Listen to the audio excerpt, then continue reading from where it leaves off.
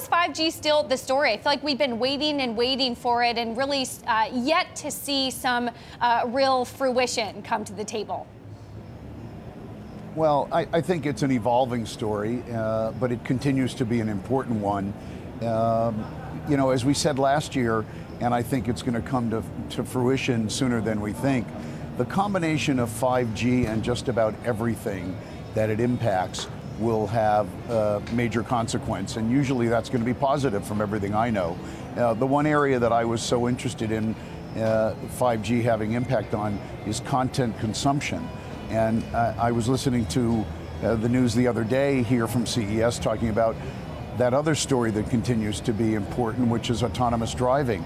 And we do believe that autonomous driving and 5G will be part of continuing to fuel the pump in content, because if you think about people who are now commuting and all of a sudden they won't be literally behind the wheel, but they'll have that same amount of time to get from home to work, there can be a lot more time for content consumption. So 5G and autonomous driving are one of the interesting combinations that I think you'll see happen in the short run. Michael, it's interesting to talk about that content and the consumption. We've had a lot of new entrants into the streaming wars in 2019 and continue to see so in 2020 with Quibi, Disney, Apple. What have those conversations been like as you see more and more competition in that streaming space?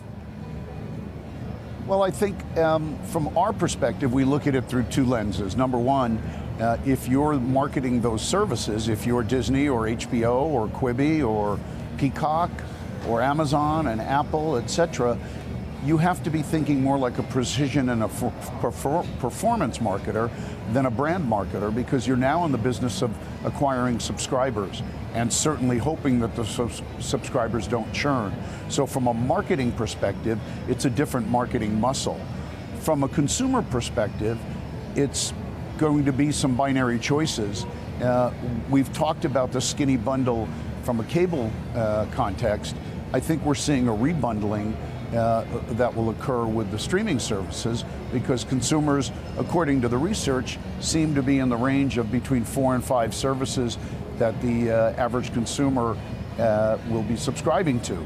That's going to create some binary choices, because just the ones we ticked off are more than 4 or 5, and they're all big players who are going to be spending massive amounts of money on marketing those services, but also creating the content for the consumer to enjoy. So I think it'll be very interesting to see both how that marketing plays out, and as well the amount of services that people will be subscribing to from a consumer perspective.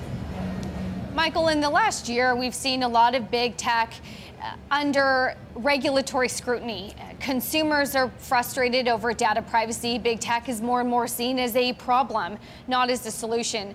How do you work with big tech? How do you think big tech plays a role in a broader conversation about contributing good instead of bad? Well, I was fortunate yesterday to do a keynote here at CES with Mark Benioff, the chairman and co-CEO of Salesforce, and Alan Jope, the CEO of Unilever, two of the most important companies in the world. And we talked just about purpose in marketing, and we talked about the role technology can play in delivering on the purpose. And we talked about one example with food waste, where Alan Jope talked about an initiative that Unilever was concerned about with food waste.